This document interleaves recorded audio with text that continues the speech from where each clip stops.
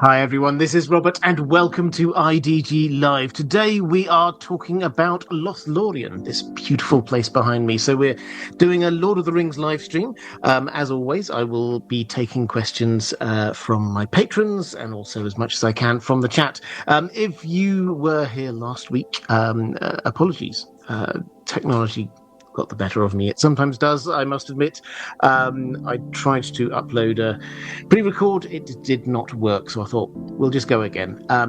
If you are a patron and you ask questions first time around, do not worry. I've got your questions here. I will answer them this time around, but I will also pick up whatever else I can in the chat as we are going through. So, with no real further ado, we will just sort of rattle through. But let's start looking at the history of Lothlórien. I'll give you a high-level overview here. So we all understand what it looks like, how it feels, with Galadriel and Celeborn there, but obviously that's not how it started. Galadriel had many, many years wandering around before she ended up in Lothlórien. The first inhabitants of Lothlórien, which was a forest, were some elves that we now call the Nandor elves. Tolkien has many, many different types of elves, and I'm not going to go into all of the different categorizations here. But basically, this group of elves were some of those original elves who, when they first awakened, the Valar came over and said, "Hey, you should come over to Valinor. That's great over there." And they kind of like pushed them to come along, and the elves kind of broke down into a few different groups. Some of them didn't want to move at all. Some of them were dead keen on getting there. The rest were in this kind of like middle group who sort of went, "Okay, well, we'll come along," but they kind of like stopped on the way. Now, a big group of them got all the way west as far as the Misty Mountains, massive mountain range, and went, "Yeah, this is kind of nice here. I don't really want to go over those mountains," and so they just stopped. And where they stopped is what we now call Lothlórien. At the time, they called this Lorinand. Obviously, Tolkien, as a linguist, he cared about the names of these things. Lorinand simply means land of the singers.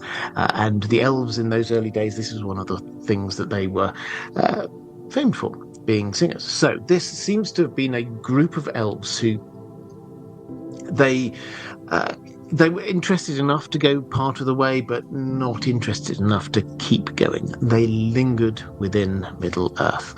And they and the other elves nearby in what later became known as Mirkwood, before that was known as Greenwood the Great, they kind of adopted this more simple lifestyle, let's put it that way. Some of the elves, the Noldor, as a classic example, they loved to craft things. They loved to develop what we might call magical technology. These elves here, the ones who ended up in Lothlórien, they much preferred the simple things, the arts and crafts, stuff like that. Are they living in the forest?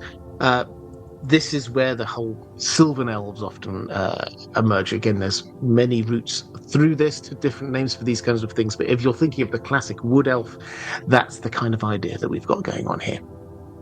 So they stayed there and lived quite happily for quite some time. Back then, it appears that these forests, this was quite a large forest. Lothlórien was attached to what we now know as Fangorn, and there was an agreement that the Ents of Fangorn could come and go into Lothlórien or Lorinand, and vice versa. The elves could come in. Eventually, those two forests got separated. Similarly, there was something with Greenwood the Great. They were close by. Lots of exchange. That also got cut off. So we end up with this forest area, which is kind of barred in on one side by the Misty Mountains, and on the other side we've got the Anduin River. So you can just in your Lord of the Rings memory already kind of picture this.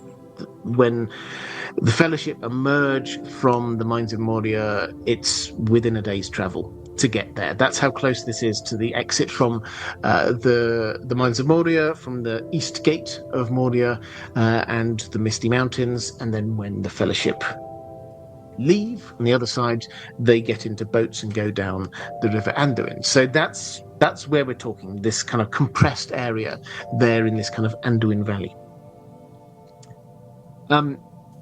So they carried on for quite some time until we come to the end of the First Age. The end of the First Age, we get what can only be kind of called apocalyptic changes to the geography of Middle-earth. We get the War of Wrath. Now, if you read the Silmarillion, you'll know in the First Age, most of the stories that we have there in the First Age are based in Beleriand. Now, Beleriand, as a landmass, is kind of west of the map that we know of Middle-earth. So if you imagine right at the very western edge there, you get the Grey Havens and there's the Blue Mountains. If you've ever thought, oh, wow, I wonder why there's a mountain range right on the very edge of the map. That didn't used to be the very edge. There was this whole extra bit off to the west, Beleriand. It's the end of the War of Wrath, when the host of the Valar come in, they defeat Morgoth's forces, the cataclysmic changes happen, and all of Beleriand is basically destroyed. Now, the elves then kind of like shuffle off eastwards over into what we now think of as Middle-earth, that bit of map that we know. Most of them kind of gathered there in Lindon, which is at the western end. The Grey Havens are around that part of the world. And that was under the leadership of Gil-galad. Now, some moved on further. And one of these people was this guy called Amdir and his son Amroth. And they headed off into Middle-earth, and they ended up in Loninand. And they discovered a people who were very happy, but there was a bit of a leadership vacuum. There's no hint here that this was a hostile takeover or anything like that. We get Amdir, Amroth coming in, and they sort of took over and led them for a while into the Second Age. And as far as we can tell, they did a pretty solid job. It remained independent, it remained free. Sauron, partway through the age, invaded huge swathes of Middle-earth. That does seem to have survived. So they seem to have done an okay job. But also this kind of slightly tweaked the culture of the place, because these aren't now just these elves who've arrived, the Nandor elves who've arrived and settled down in this kind of as this woodland folk. We also get a few people who they've experienced life off in the west, and they've come in now. And at the end of the Second Age, perhaps against their better judgment, but along with their allies in Greenwood the Great, head down as part of the last alliance of elves and men. They are not particularly well armed, let's put it that way. Now, we often see this or read about this from the perspective of the Mirkwood, what will be the Mirkwood elves, because we get Oropher heading down there. That is Thranduil's father, and they head down with this force of lightly armored elves to this final battle against Sauron's forces just outside Mordor. And they're supposed to be taking instructions from Gil-galad, but they just decide to charge in anyway. Maybe there's a degree of arrogance there. Who knows? But they go in and they get decimated, absolutely wiped out. And this group of elves is, if you remember the Dead Marshes, that area just outside Mordor, where you get all of these bodies just lying underneath the water, that's them. The battle is horrendous and fierce, and a lot of them die, and eventually a few of them manage to limp back home afterwards. We often think about this from the perspective of the elves of Mirkwood, because that had a clear impact on Thranduil. Thranduil was traumatized by this, really, really traumatized by this, and he did not even want to look south anymore. That's how much it kind of impacted on him. The change in his own forest, the change to be a dark place, ruled the southern part of it ruled from Dol Guldur, Sauron himself setting up base there. That all happened, at least in part, because Thranduil just refused to look south. If you think back to the Hobbit characterization of the Elven King as this guy who's just there having feasts and having fun and drinking wine, that's the impression that Tolkien wanted you to have of this guy. He was just displacing. He didn't want to be thinking about these serious matters. We often think about it from their perspective, but just as big an impact would have happened to the elves of Lothlórien. And in particular, we get Amdir, their king, who died. Amroth, his son, took over. And he ruled through the Third Age. Now, or through a degree of the Third Age. We'll come back to him in just one moment. Now, I said we'll come back to him because at this point we need to start talking about Galadriel and Celeborn. Galadriel and Celeborn were not part of the initial group who were there in Lothlórien. They were also not part of Amdir and Amroth's group who headed over there. However, they did, during the Second Age, the two of them started to look around Middle-earth, let's put it that way. We're told that Galadriel, and this is part of her big journey as a person, is a journey of pride and a desire for power, a desire to rule some lands on her own without correction or instruction from anyone else. She was looking for somewhere to rule. And she, it appears, was always reasonably friendly with the dwarves in Khazad-dûm, unlike her husband, who seems to have been quite the opposite. But she seems to have got on really well with them.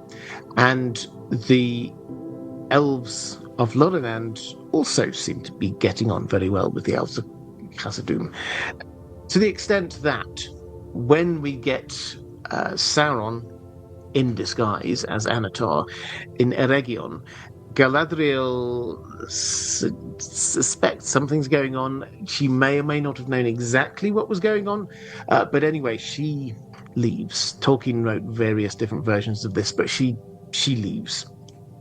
And she heads out through Khazad-dûm and ends up in Lothlórien, and she spends a reasonable amount of her time there among those people.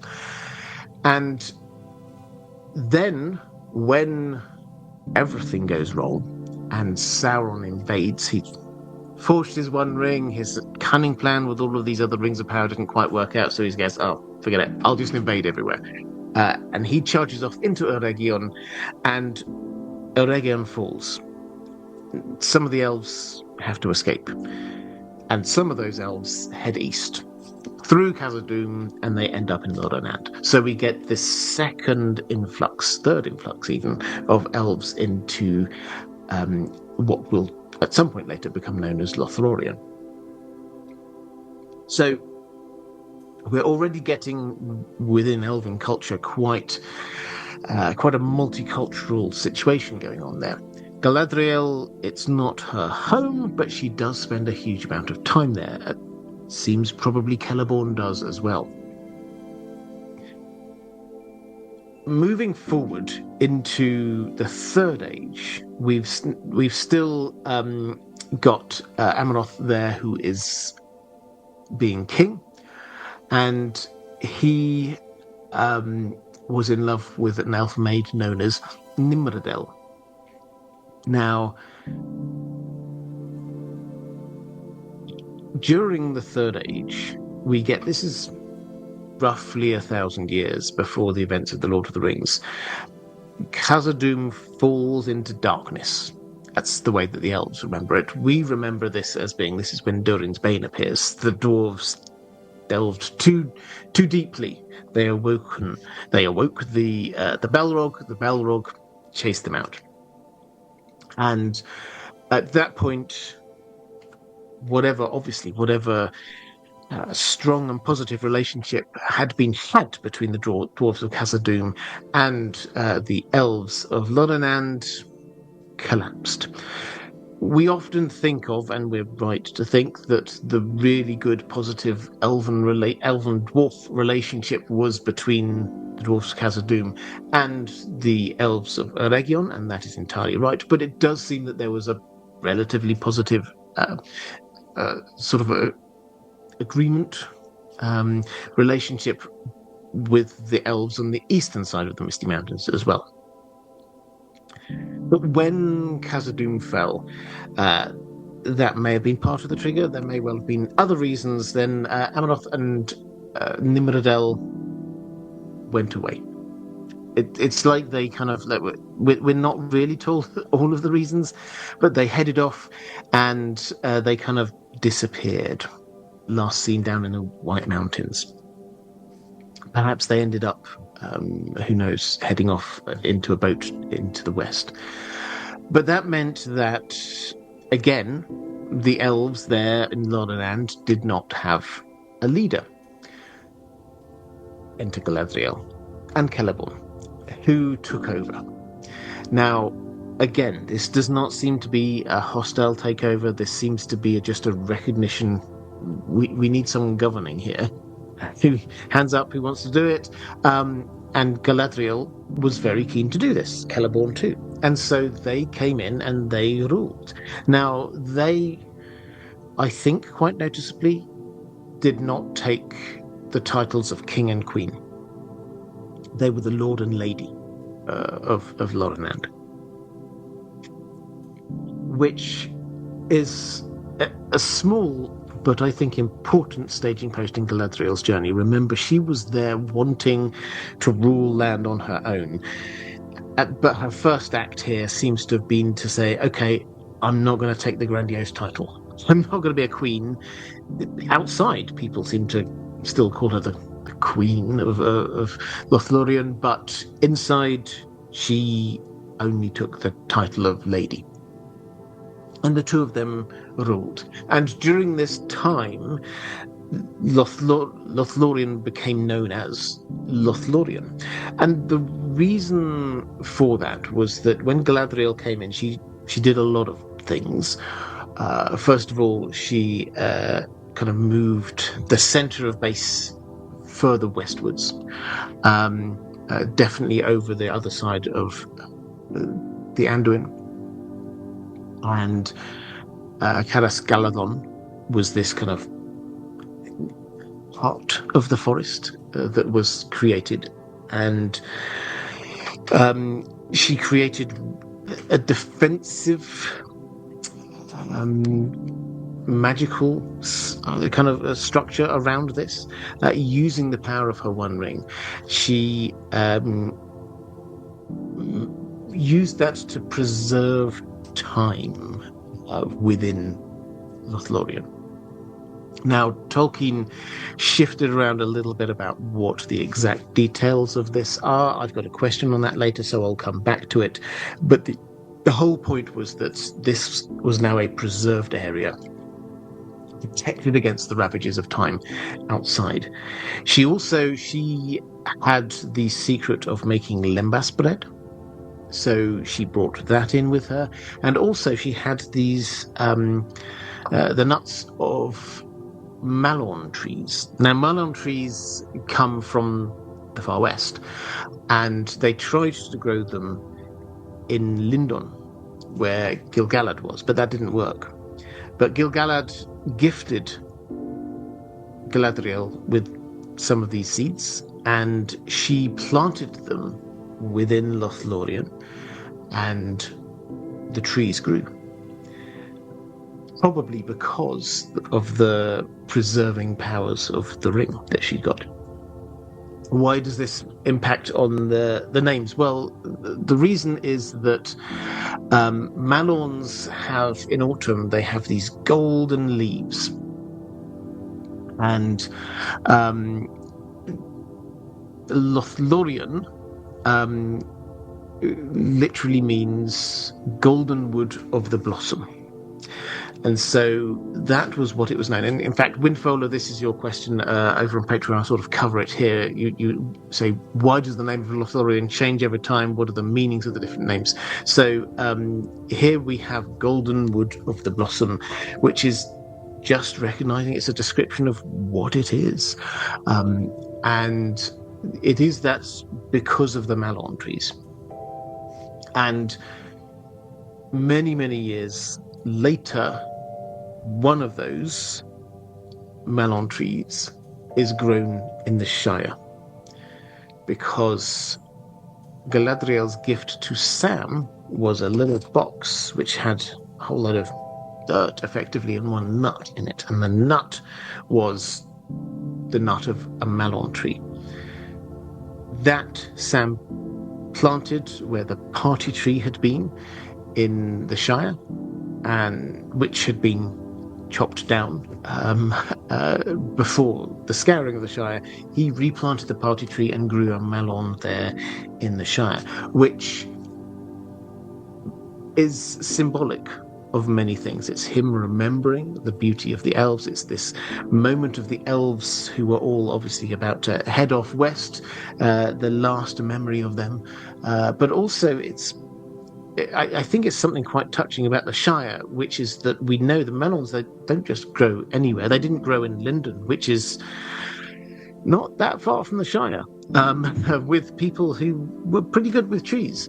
They only seemed to grow in this exact area of Lothlórien where the ravages of time were kept out.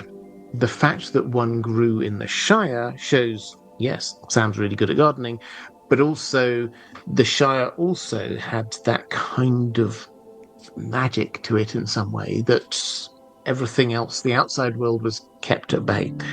So anyway, that's why we have Lothlórien called Lothlórien. Now, what this means is that we had this culture of elves who started out as being quite woodland folk, just wanting to be not caring about what's going on in the outside world, not wanting to be interested in anything really industrial, particularly crafting or anything like that.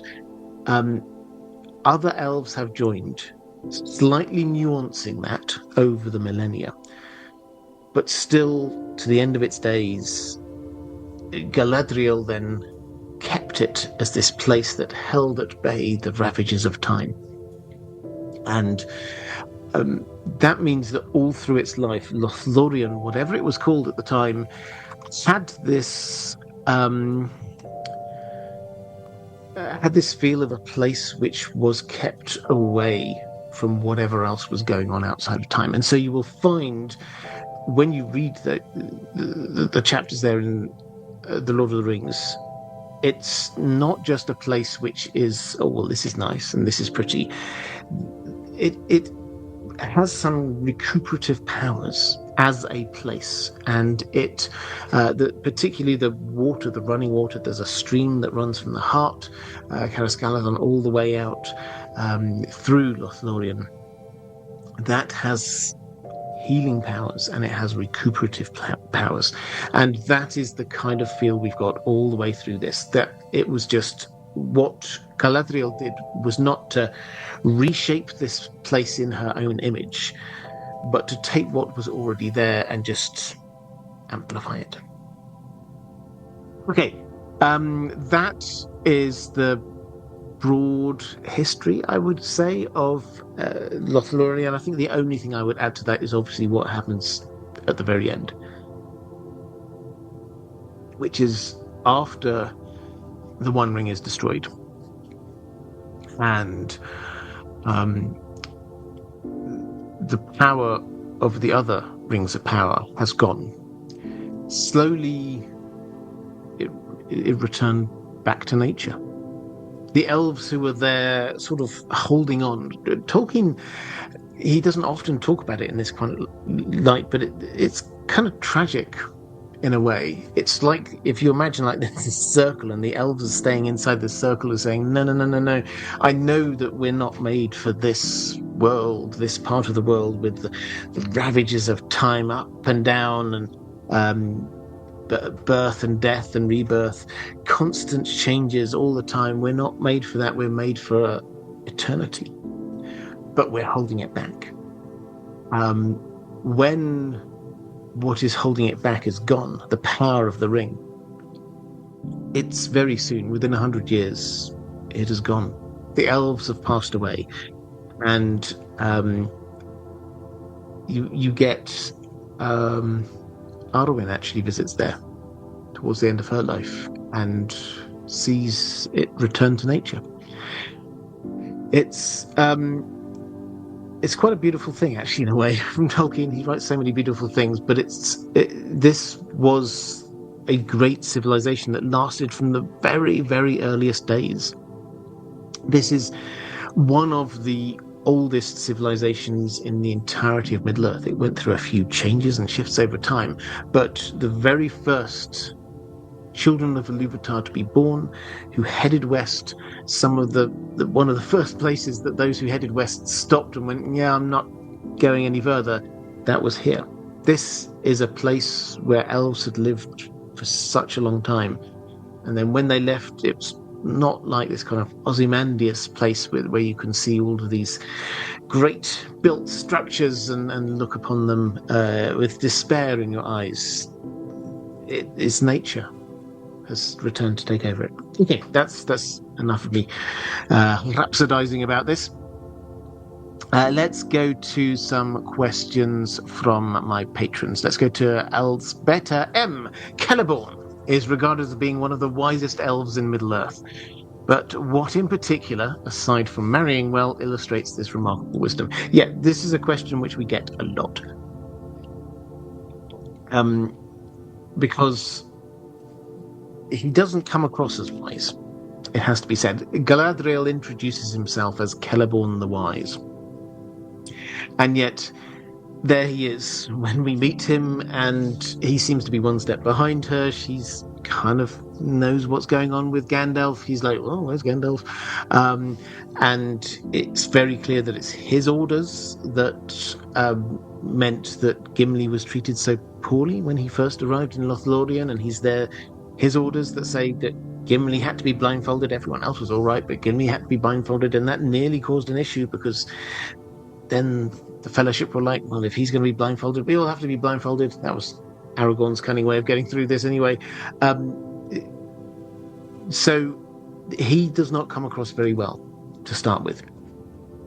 But Galadriel, who does come across as quite wise, calls him the wise. So where is it? Well, the first point is the point you make. He chose his wife well. That is a wise decision to marry Galadriel. Beyond that, though, what can we kind of see? Well,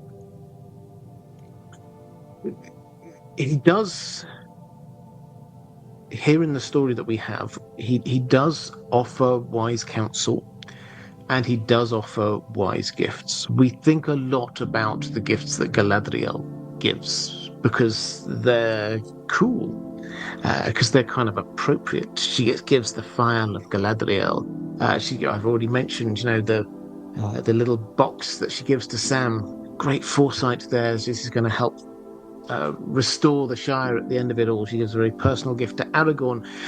We just think, yeah, she knows what she's doing.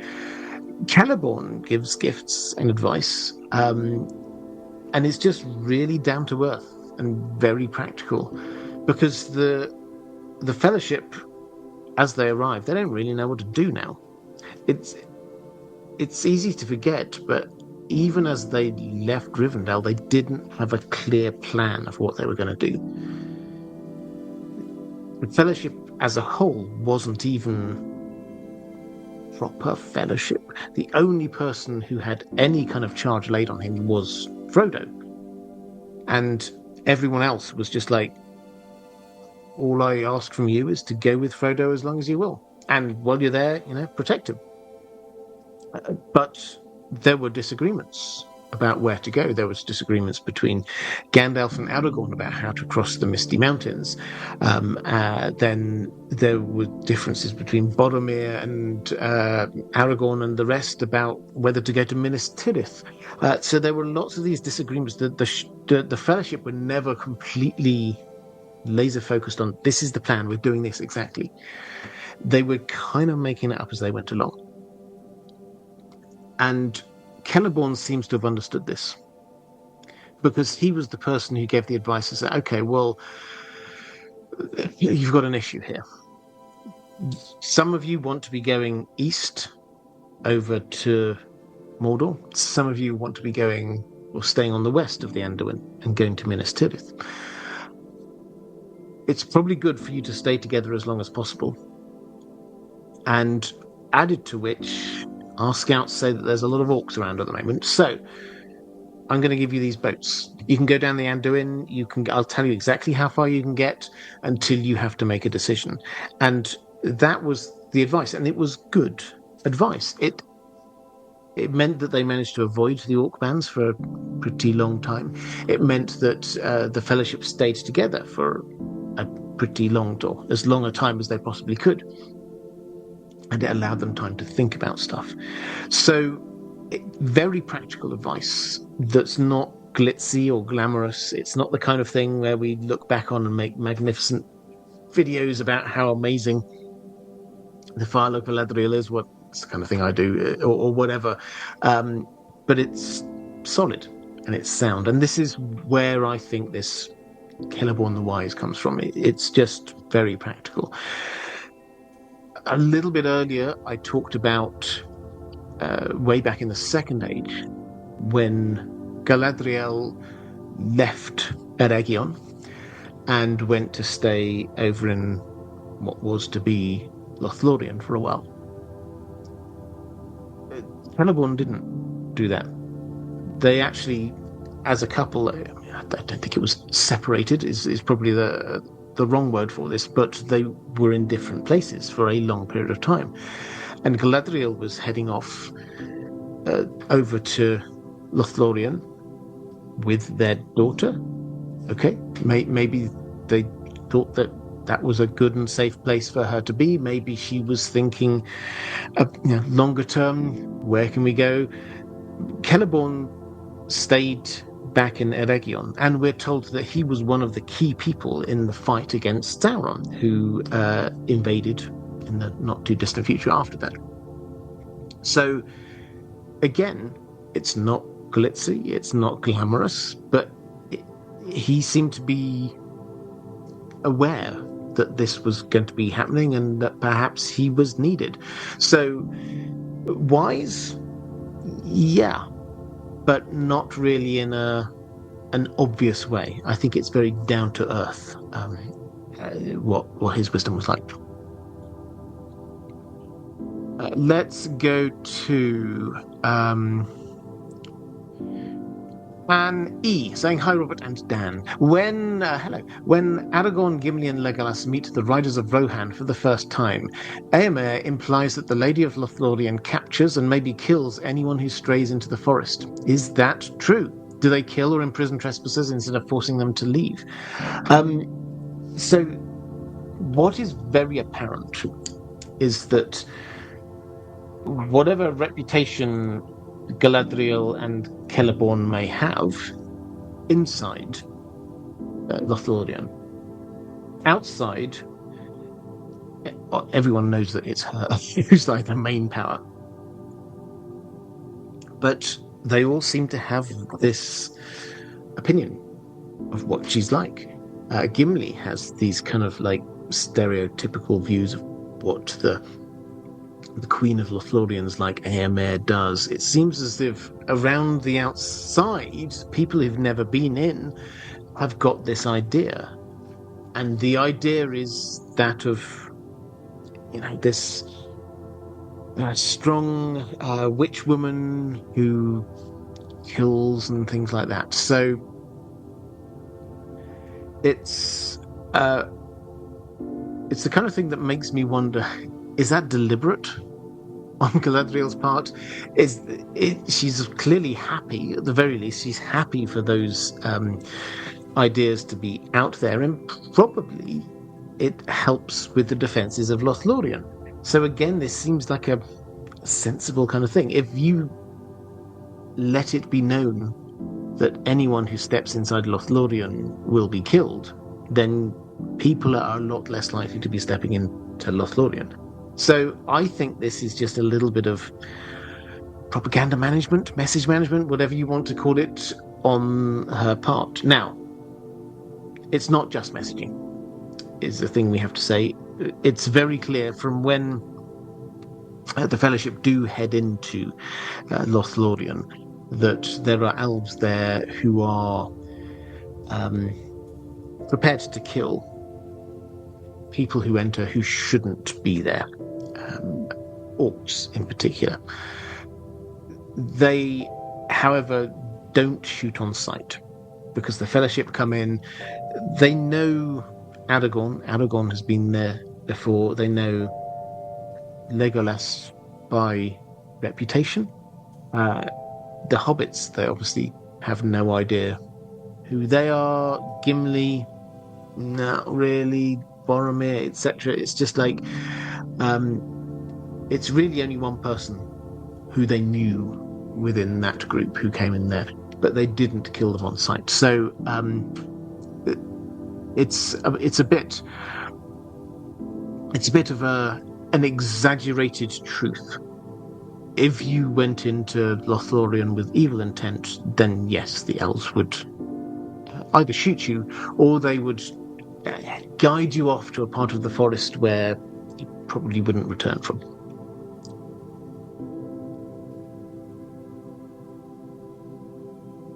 Let's go to a question from Matt C, saying, "Hi Robert, first time, long time.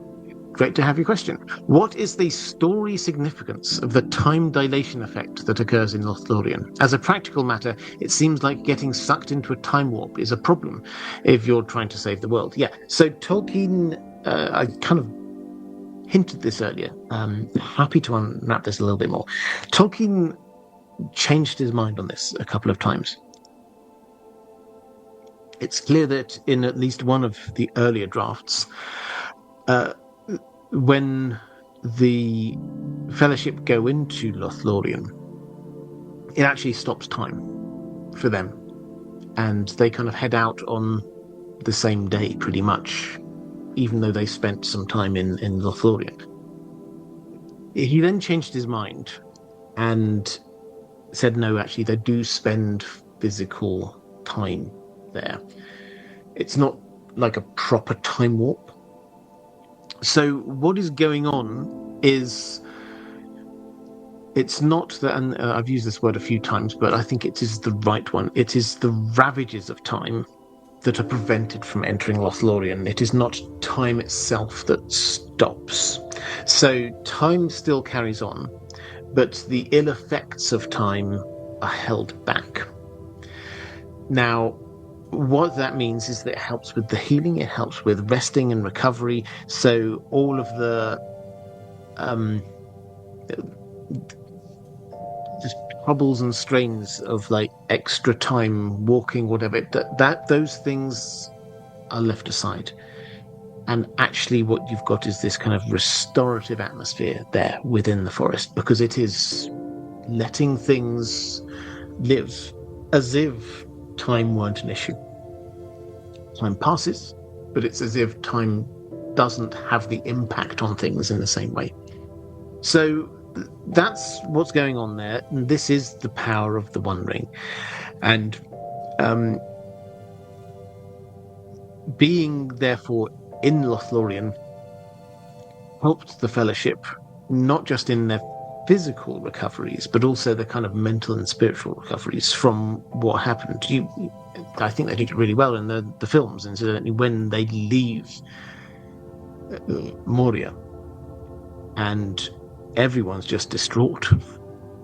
And they arrive in Lothlórien. That's the kind of the feel, is that they've lost their leader. They've lost the person, particularly for the hobbits. It's like, this is the person we trust. This is the person who's been leading us, who's been guiding us, whose wisdom we've been following all of this time. And they don't know what to do. And that is healed. It's also worth, I think, pointing out that after the Fellowship have gone, Gandalf arrives, and Gandalf heals. Now, he's obviously died and come back, but then he gets picked up by Gwaihir and brought to Lothlórien, where Galadriel heals Gandalf. So it's almost as if everybody knows this, the wise, the powers that be, understand that this is the healing, recuperative place. They could have taken, the eagles can go wherever they want, they could have taken him to Elrond, who's clearly a great healer, but actually what was needed was this more recuperative period for Gandalf. I think that probably answers that one.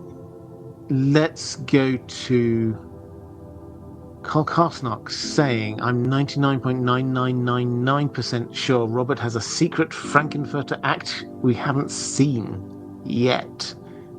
And you're not going to see. Let's go to Jerry Invincible saying, hi Robert, what distinguishes Lothlórien from the other major elven settlements of Middle-earth, like the Woodland Realm and Rivendell? I'm thinking particularly about its geography being like Mirkwood, but also that it is the home of a ring-bearer. How is the place linked to Nenya? P.S. I'm currently in London to see the Lord of the Rings trilogy performed live at the Royal Albert Hall by the London Philharmonic Orchestra. Highly recommend it for anyone who loves the films. I have to say, I've never seen. I've heard so many good things, but I've never seen the Lord of the Rings films with the full orchestra. I've heard amazing things about it. One day, it's on my list. I shall do that. But I'm glad you enjoyed it. And the Royal Albert Hall, fantastic venue. In terms of what sets this, or how we compare this, or what sets this apart from the others, I think you kind of hit the nail on the head, in that it is culturally quite like the elves of Mirkwood. But we have a big difference. We have a big difference in leadership, and we have a big difference in the fact that we've got the Ring of Power there. And yes, so whereas what happened in Greenwood the Great, which became Mirkwood, is we have elves who come from the same kind of cultural background. It's quite similar. These are elves who they headed right at the very beginning of the story. They headed west and then looked at the Misty Mountains and went, no, I'm not crossing that. And they stayed where they were. And then they embraced this kind of like more rustic lifestyle, this kind of sylvan elf, woodland elf kind of lifestyle, as we might think of it. That's very similar between Lothlórien and Mirkwood. But then when we get the leadership, Thranduil, as we've noticed, or noted, he doesn't want to confront evil, and so he just ignores it. Compared to Galadriel and Celeborn, who don't want to confront evil, but they protect the area that they're in. You get Galadriel, classic example. She says, I can read Sauron's mind, at least those parts of it, concerning the elves, and he forever reaches out but cannot see me. He cannot kind of permeate this barrier I've put up. It's this kind of protective barrier, which is the first big difference here. We've got this, I'm not even going to think about evil, and the kind of implication of what happened in Mirkwood was that Sauron came into Dol Guldur, and then evil started pushing north and north and north and north, and the elves just not paying any attention, and they just carried on partying. That's what happened in Mirkwood. Lothlórien, there was evil around them, but they just built a big magical wall effectively around themselves. And kept in contact with the wider world. It's very noticeable when you look at the council, the White Council, or the Wise. Galadriel is there at the heart of it. We get Galadriel and Celeborn playing a full role in the defense, the Free People's work against Sauron. That's not the case for Thranduil. That's not the case for the Elves of Mirkwood. They have different views of this kind of isolationist approach, but it's still there.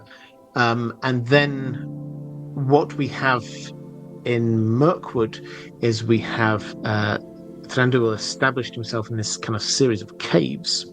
It's not a woodland. They love the woodland, but it's not a woodland home. In fact, this is apparently, it would seem, a kind of deliberate copying of the idea of Menegoroth, which was the land of Doriath way back in the First Age, which had beautiful caves. And they lived there. But it seems that Thranduil's version was not as big, not as impressive. Galadriel seems to have managed to capture the feel of this with the implications of what was known as the Girdle of Melian around it, and the beauty of the place, which we're told that Menegoroth was one of the greatest, most wonderful built structures Middle-earth ever knew. We don't read that about the caves of Northern Mirkwood. So Galadriel understood the spirit and the point of what was going on, not just the let's live in some caves kind of thing. So that's what it is. And just as an aside, Galadriel lived for some years in Doriath. She became friends with Melian Maya, who was there. And many people, Tolkien never explicitly says this, but many people do kind of draw this very clear line from her learning from and studying Melian. And Melian had this, it was known as the Girdle of Doriath, which was this kind of magical circle, a defensive line around the forest. And something similar seems to be the case around Lothlórien. So probably Galadriel learned something of how that operated from Melian and did it herself when she had her own place to rule.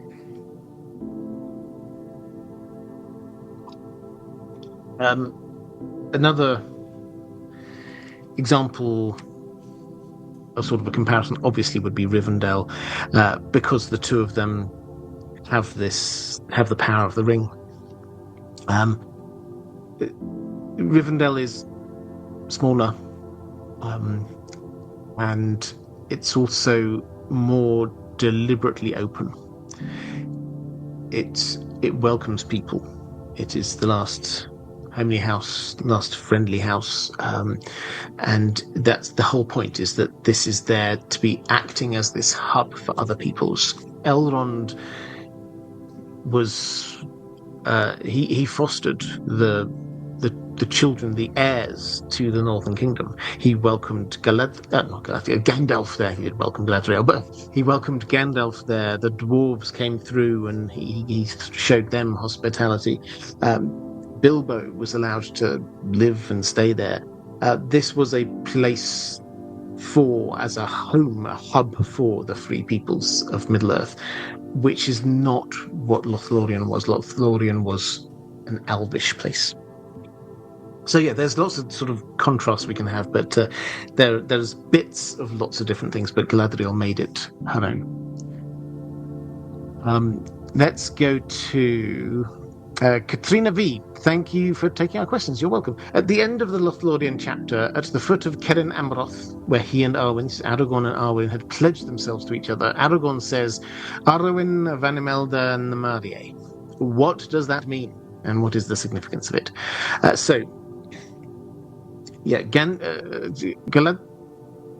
Galadriel, just to be clear, she is Arwen's grandmother.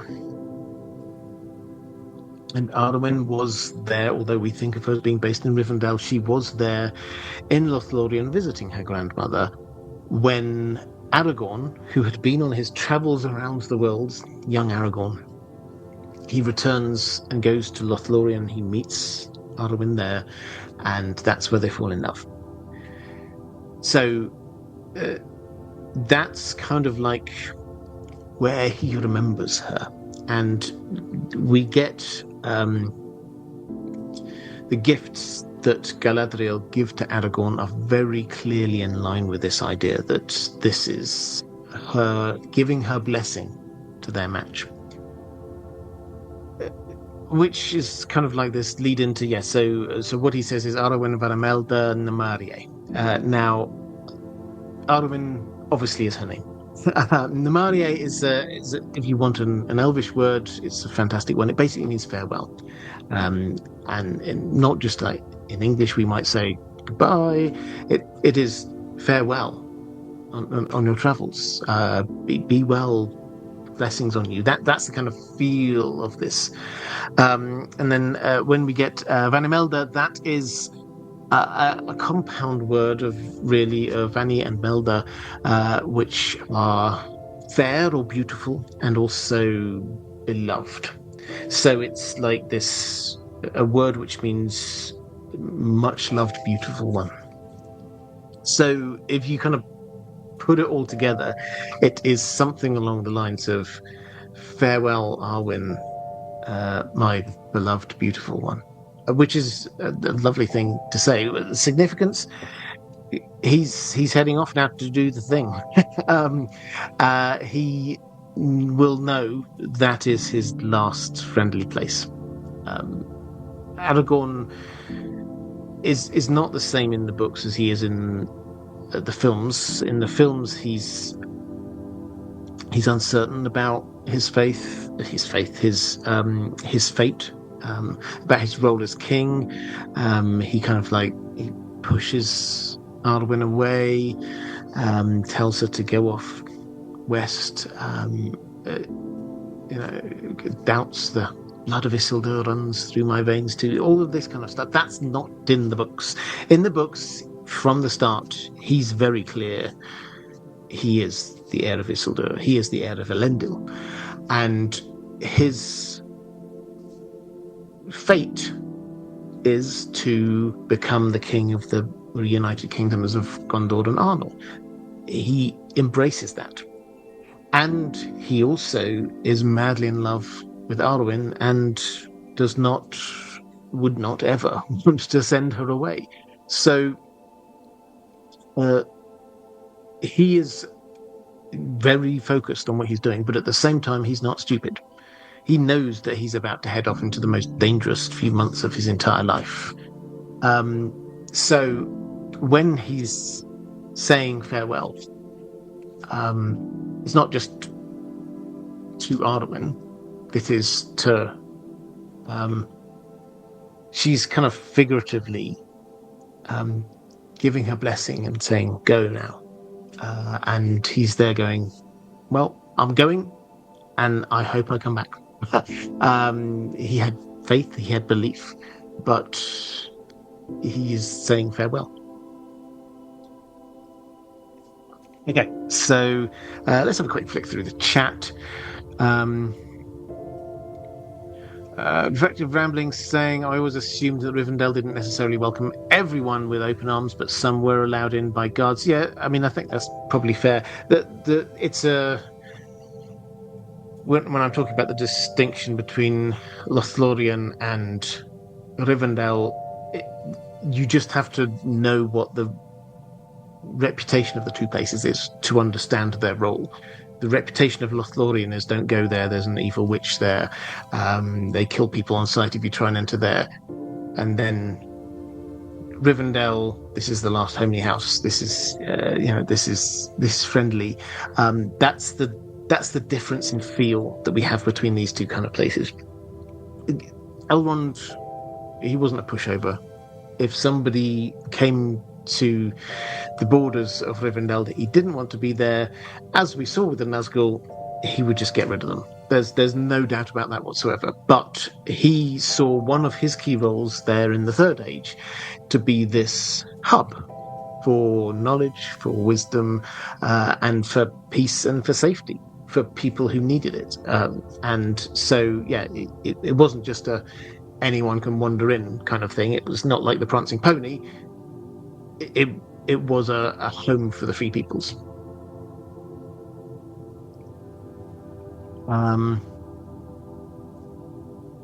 Quick flick through. And last homely house mark, she's saying, did other people ever travel to Rivendell and could stay there? Yes, I think that's where Reflective Rambling was replying to that one. Some people did. But it's not as if, you have to remember that part of the world, there weren't that many people there. That whole area west of the Misty Mountains, heading up to the northwest, that if you go northwest of there, you're coming into what used to be the Kingdom of Arnor, but now it's not. There's not that much in terms of human settlements there. There's Bree lands, which is Bree, but there's also a few other little villages around the outside. And then you get the Shire a bit further away, but there's no other big towns or cities.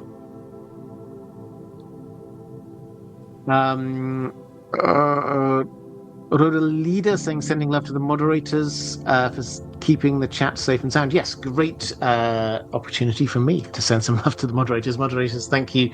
You do a fantastic job. You always do. If you are there watching live in the chat, do please send them a little bit of love. I would hugely appreciate it.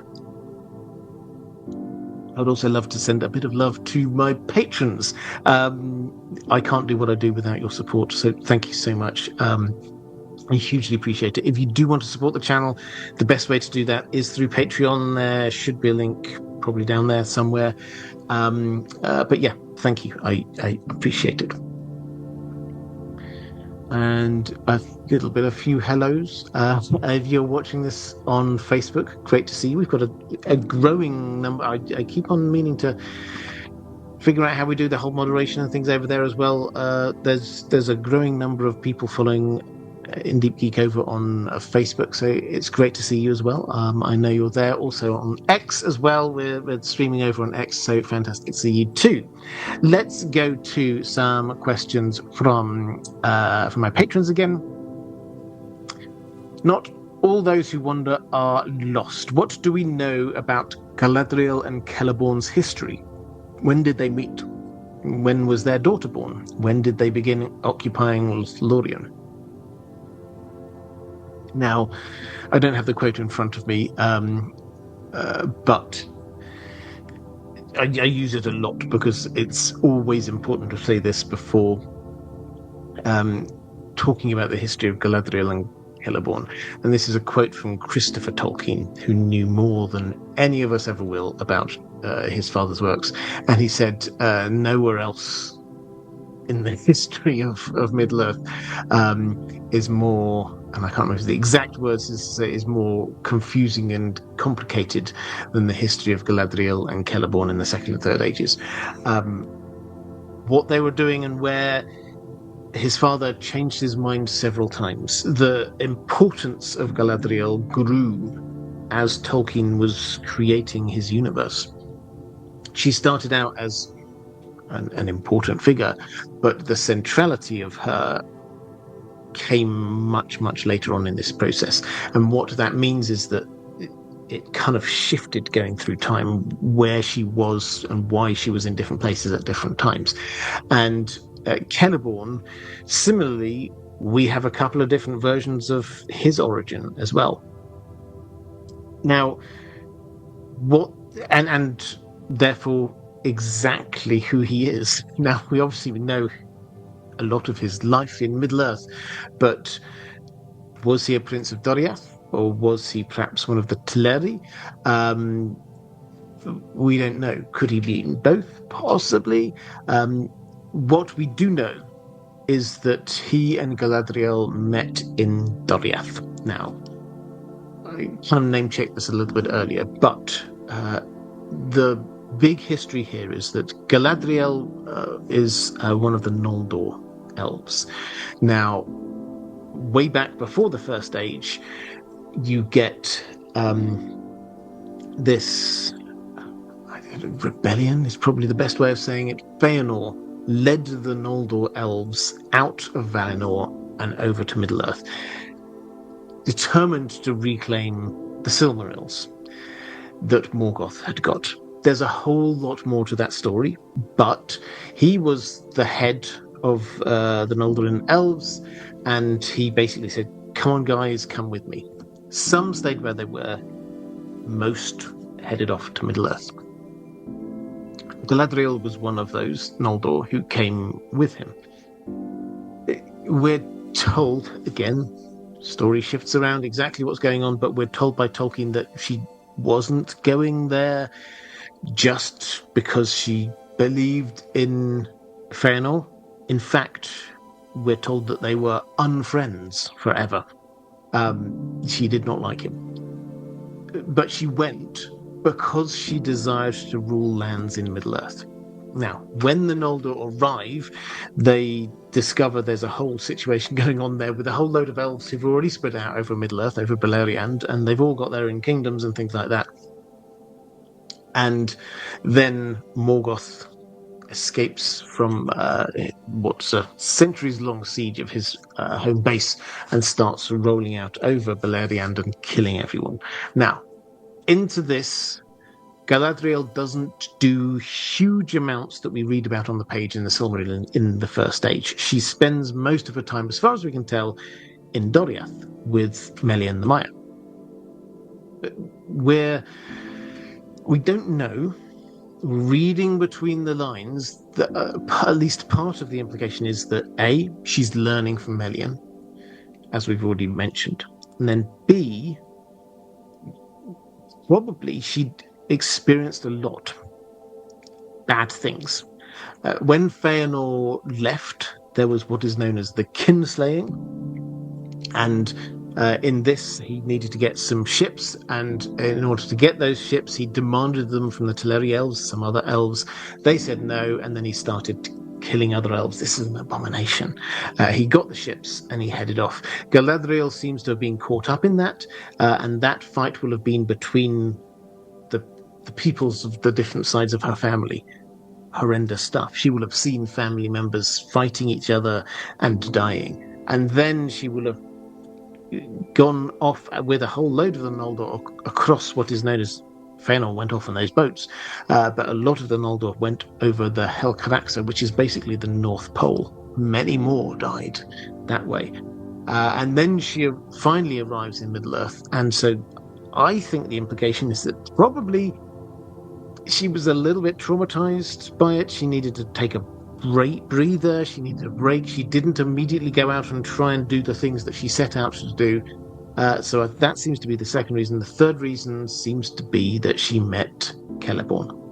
Now, if Celeborn is, as we seem to think, this kind of like calm, low-key wise guy who does the practical stuff, maybe that's what she needed at that moment in time.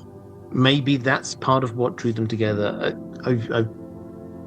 I tend to the view that this is one of those relationships where we always kind of say in kind of a pithy way that he's done well out of this. He's her trophy husband. She's the beautiful one, the intelligent one, the go-getting one. What's he bringing to the party? Everyone's just going, I'm not entirely sure. What he seems to bring to the party was this stability.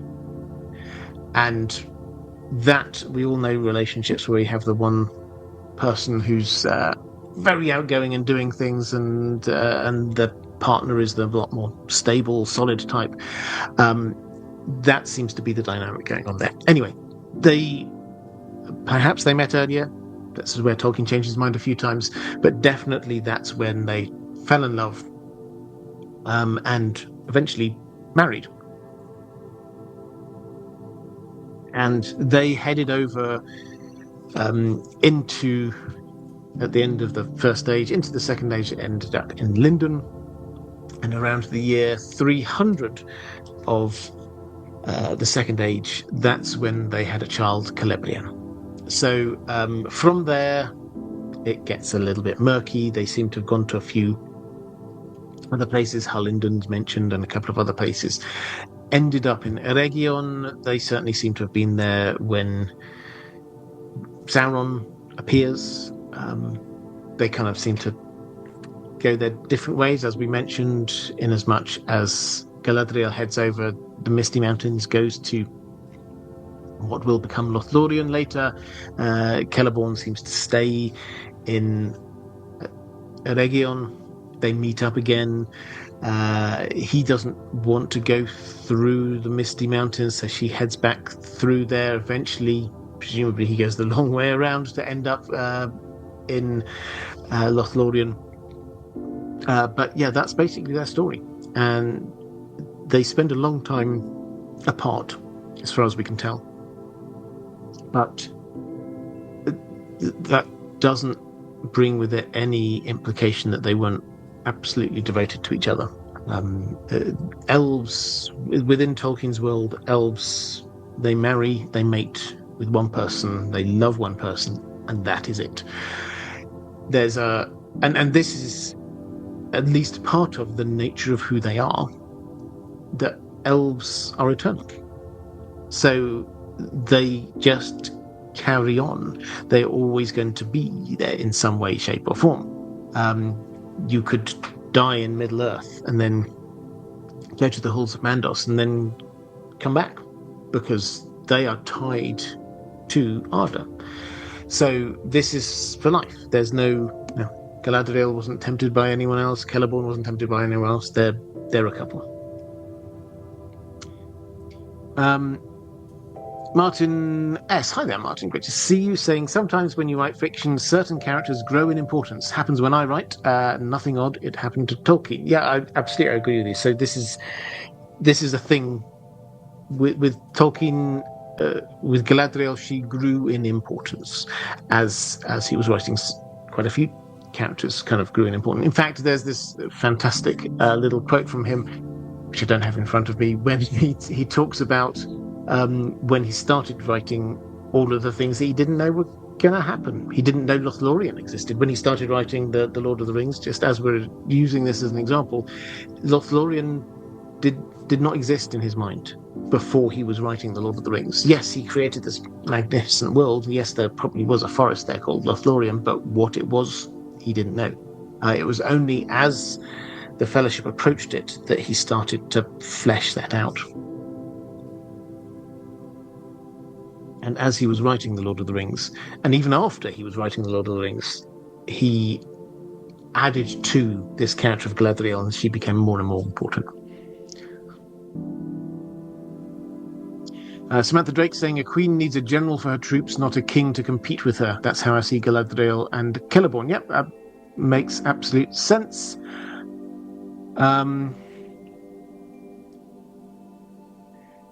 Let's go to a question from Jones Norrie saying, I'll ask the usual question about the economic system. Did they import food and supplies, and what did they trade? Well, it's a good question. We're not told exactly, but it certainly appears that for the most part they were self-sufficient. They certainly could grow their own things. They could forage. There wasn't a huge population of elves, it has to be said. And they don't seem to be, compared to, say, Mirkwood, where Tolkien, people often sort of say he doesn't think through these kind of things to do economics. I think he did a lot more than people think. What is it? What if you had to kind of name a couple of foodstuffs that they seem to have? Wine was a thing, as was butter. Now, wine obviously needs vineyards. Butter comes from cows. Both of those things don't grow naturally within forests. So that's why they had to be doing all of that trading. But we don't get that much of that kind of feel when we're here with the elves of Lothlórien. They seem to be a lot more self-sufficient. Now, were they completely self-sufficient? Probably not. As we've noted, there was that positive relationship with the dwarves of Khazad-dûm. I think the implication there is that there probably was some trading, not huge amounts of trading, but the dwarves definitely did a lot of trading. They had to because they lived underground, and so if they wanted foodstuffs, then they had to be trading for it. There is I would call it a chapter. It's not really a chapter. It's a couple of pages in The Nature of Middle Earth, which are about the elvish economy. Tolkien specifically talked about the economy of Doriath, which, as we've noted, has got some kind of echoes across to not just Mirkwood, but also Lothlórien. And they did trade. They had some fields just outside the forests, and they would trade with the dwarves nearby. So we're told specifically that's what happened there. I think the implication has to be that's something like what must have happened here. Pardon me. We're not told about it, and it appears to have happened a lot less recently. Certainly, there doesn't seem to have been much trade with the elves of Mirkwood. The Rohirrim seem not to have a particularly positive view of them, which leads you to wonder who they might have traded with. The dwarves, in time, yes. Others, it's not so clear. So I think the answer is they're mostly self-sufficient, but that doesn't mean that they don't trade. They also very simple life, if you remember, and a lot of their what they need is done by what we might call magic, but Galadriel would probably object and say it's not actually magic. So the lights, things like that, they didn't need to craft anything there. They could do that themselves. Roman Lakovets, or Romania Lakovets. Why does Gimli respond so deeply to Galadriel and Lothlórien compared to the other members of the Fellowship? We did a video on Gimli and Galadriel's gift. And I did focus, it has to be said, a lot more on Galadriel's side here. But one thing which you probably don't notice until you're doing a reread of that chapter is how she treats him. So Gimli has, I think, out of all the members of the Fellowship, probably the biggest character journey. It often goes unremarked, but if you think about what he goes through, first of all, he goes to see what happened to his family, discovers they all got wiped out in Moria. He gets to see what's a great holy site for him just outside the east gate of Moria. Then he goes to Lothlórien. He's been told this is an absolutely terrible place and they hate dwarves there, and lo and behold, he is treated horribly by the elves there. They're calling him names. They're treating him differently to absolutely everybody else, not because of anything he's done, but simply because he's a dwarf. Similarly, he faces up to Fangorn that he's heard terrible things about. He sees the glittering caves. He meets a friend in Legolas, strikes a friendship, which ends symbolically ends all of this bad blood. So he goes through this huge journey, personal journey, does Gimli. Galadriel plays an important part in this. So he arrives in Lothlórien, and they're there sort of basically the elves are saying we should probably kill you. Stop calling him names, blaming him for stuff, and they say he has to be blindfolded because he can't be trusted. Everyone else is okay. He's treated really poorly. He gets there presented to the Lord and Lady, and Celeborn immediately comes in and basically starts blaming him and the dwarves for Gandalf's death. just like harking back hundreds of years. It doesn't seem like it to elves, obviously, but saying that if the dwarves hadn't been digging too deeply, they wouldn't have got that Balrog. The Balrog would not have come to the surface, and then the Balrog wouldn't have been there to be able to kill Gandalf. So basically, this is all your fault. Gimli's getting it from every angle there in Lothlórien. And it's Galadriel who basically says, just hold on there, Celeborn. That's not fair. I think you should repent of that. Basically, she says to him, I think you need to just take a deep breath and apologize. And to be fair to him, he kind of does.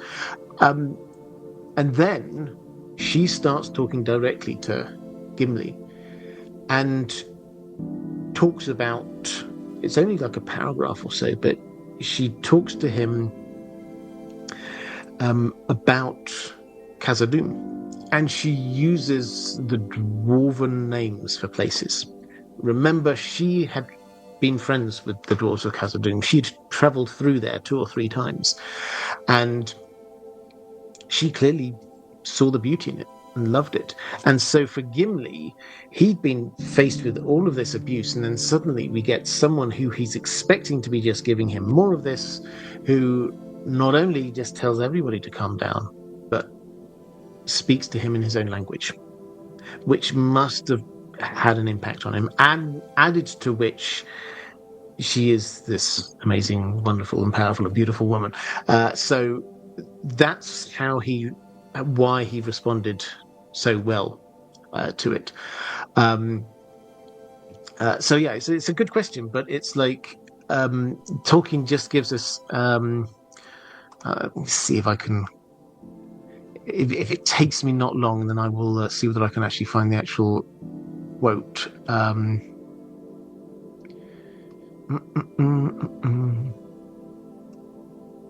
Let's go to.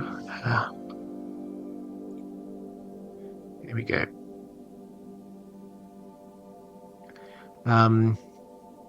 Just talk amongst yourselves for a moment. I'll see whether I can get this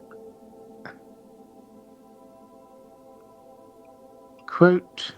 It may take a bit longer than I thought.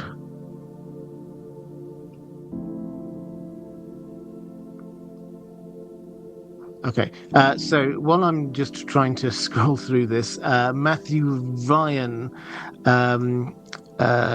has got a question who says, and this is a question from a member on here on YouTube. You can be, I said the best way to be supporting this channel is via Patreon, but if you, for whatever reason, do not wish to go onto Patreon, then you can also support this channel by becoming a member here on YouTube.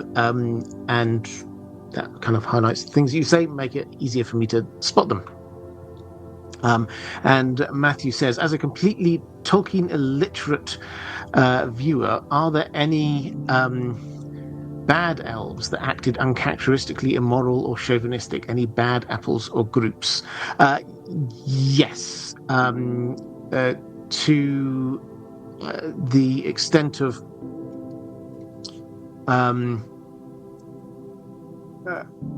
if you read the Silmarillion, you will be completely disabused of this notion that I think it's Peter Jackson's fault. I don't mean this in a bad way. I love the films, but he presented elves as being this wonderful, beautiful, ethereal, almost perfect set of people. They were not. If you read the Silmarillion, you will find that there are some horrendous elves out there. Feanor, who we talked about a bit earlier, he led the Noldor elves, of which Galadriel is one of the Noldor elves. He was the mightiest of all of them, but at the same time, he performed some horrendous acts, and he made his sons swear to recover the Silmarils and not let anybody ever have them apart from them, which led them to be doing some even more horrendous acts. The first age of Middle-earth is littered with elves. There are more horrendous elf actions than there are good and perfect and upright actions. The elves that we have, who we see most within the Lord of the Rings, are some of the best ones.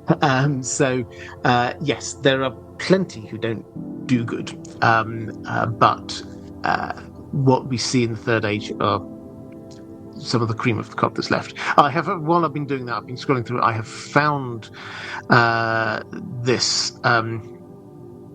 that I was talking. This is where Gimli sees Galadriel and where he sort of his mind shifts.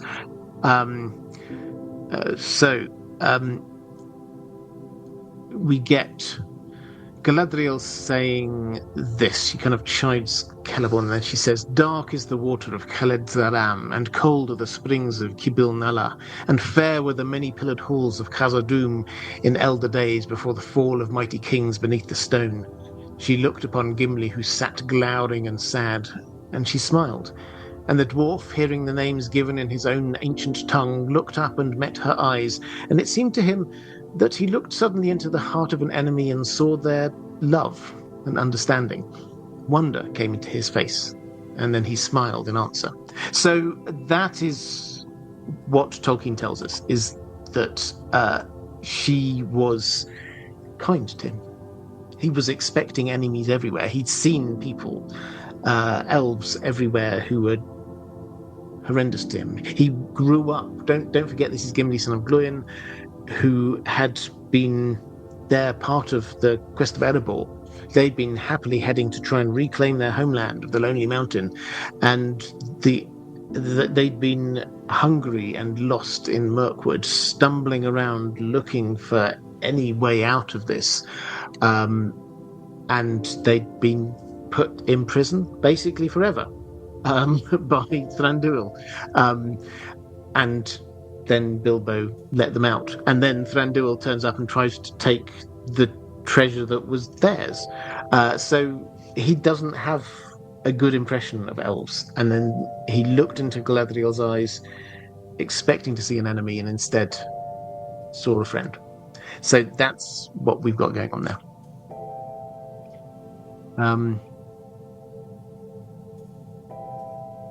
Okay, let's go to a question from Matthew Martell. What about Lórien interested Galadriel? Was she already eyeing it up before relinquishing her rule over Eregion? So she didn't rule over Eregion, but was she eyeing it up? We're not told, but I think the clear implication is yes.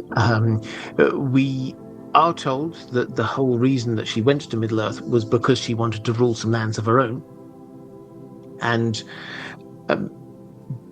if she was going to look around, where is she going to go? Because she couldn't just rule a bit of land and say, this is my land, I'm in charge of all of this land. She needed a people.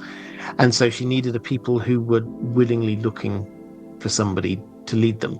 So within that, Lothlórien is probably the only real option she had. So yes, she was looking for it. There were a people, even at that time when she first really came across them, there in the Second Age, even then they were an elvish people who had welcomed someone who was not of their own to come in and rule over them. So that will immediately be got to go, so this can work. So yes, she was almost certainly sort of eyeing it up and weighing up the possibility.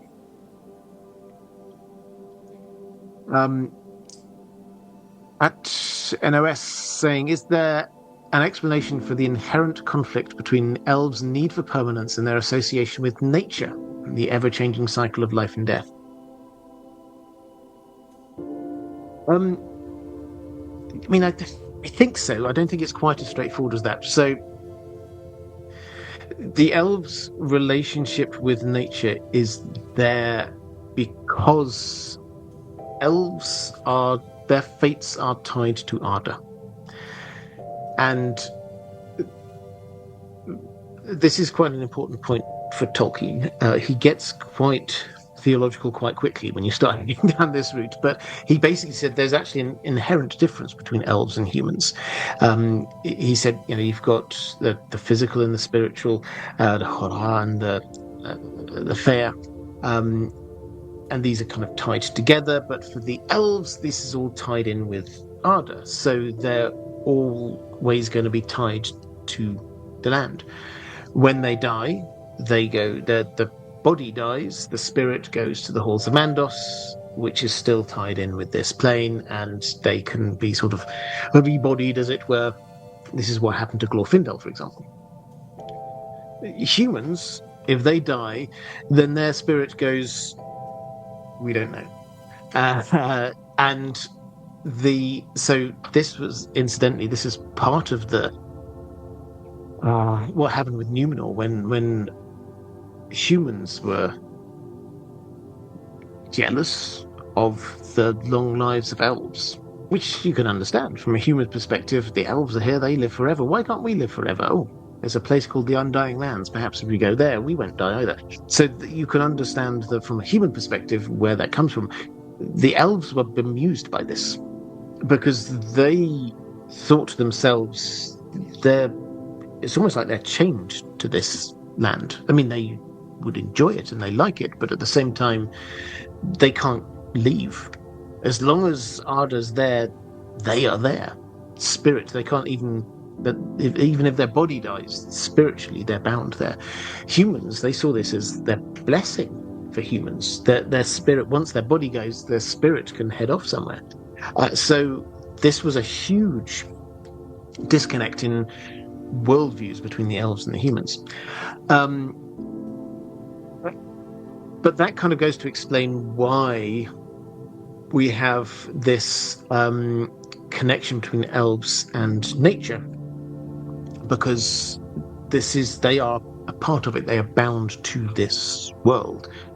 And so that's why when Galadriel's talking about, Sam talks about elf magic, and she just doesn't quite understand it. What she's trying to say is that what you might call magic is us doing these things here, but this is basically, she doesn't say it in these exact words, but this is a kind of working with nature and making things happen. It might look magical to you, but that's not what we think. So that's why we get that. The ever-changing nature of Middle-earth is a slightly different point, which is, you're right, there is an inherent tension there, which is why when the Valar first came across the first children of Ilúvatar, the elves, they said, come with us over to the Undying Lands, because this is what is right for you. This is what works for you. The peace is right, because here you're living forever, and here you'll find birth, death, rebirth, renewal, things shifting and changing all the time, and it's going to tire you because you're going to be there and you're going to become friends with this person, and then they're going to grow old and die, and then somebody else is going to grow old and die, and then somebody else is going to grow old and die. You're going to be exactly the same. And these trees, they're going to start as saplings and grow up and then die, and then there'll be another one here, and then you'll get this changing of the seasons again and again and again. That's not the pace that your body is naturally tuned to. So you should come over to the Undying Lands. So that's that idea. And the Valar were right. That was the right place for them. And Middle-earth is not, which is why eventually, if the elves stayed in Middle-earth, then they would fade. Basically, it's like it would tire them over time. So there's an inbuilt tension going on there, and what the elves, particularly of the Second Age, we're trying to do. Tolkien does write about this in one of his letters. He says, particularly the elves of Eregion, they were trying to find a way, because they wanted to stay in Middle-earth. They liked being in Middle-earth. They were big and impressive people in Middle-earth. They wouldn't have been if they'd gone over to Valinor. So they wanted to stay in Middle-earth. But they knew that the ravages of time were not good for them here. So they were trying to find ways to protect themselves against that, which is where the Rings of Power comes in. Sauron understood this, and he kind of played with this. He played into what they were wanting to do, and that's how he got Celebrimbor to be working with him on this, because it is about preservation. And when Sauron had gone, and then Celebrimbor on his own made those 3 Rings of Power, they were about preservation, because he knew that what the elves needed in order to be staying in Middle-earth was this kind of magic, holding time at bay. And sure enough, that's what happens. In Rivendell and Lothlórien, the ring's power was being used to allow the elves to carry on living them there without being wearied by it. And when the power of the rings had gone, that's when those elves headed off. I hope that explains it too. As I said, Tolkien gets quite deep quite quickly when he's talking about this kind of stuff. But I think at a high level, if you just think about it, those elves are tied to this world. They therefore naturally they work with this with nature. However, their natural home is not with the cycle of birth, death, rebirth. Samantha Drake, do we know anything about what Lothlórien was doing during the War of the Dwarves and Orcs? I know it was mostly underground, but Lothlórien is so close to Moria. Did they help at all? I don't think we're told that they did. I would have to have a look. I can't remember that we're told that they did. The fact of the matter is that we're not told huge amounts about the war. But yeah, it was a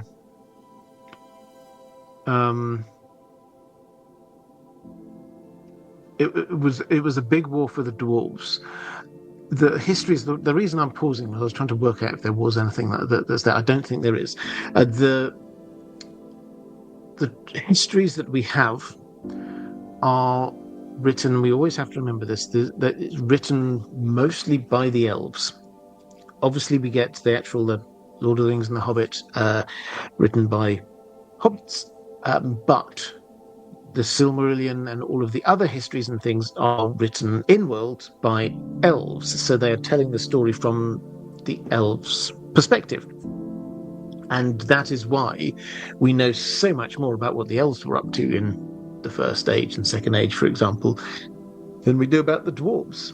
In fact, there's only one. There are 7 dwarven tribes, and there's only one of them that we know any significant thing about Durin's folk, the Longbeards, in Khazad-dûm. There were 2 more tribes in the Blue Mountains, who we know a little bit about what happened with them, but then we've got 4 other tribes who we know almost nothing about at all, because this is not the stories, the histories we've been told are not the histories of the dwarves, they're the histories of the elves. So I think the short answer is probably not. I mean, it wouldn't surprise me if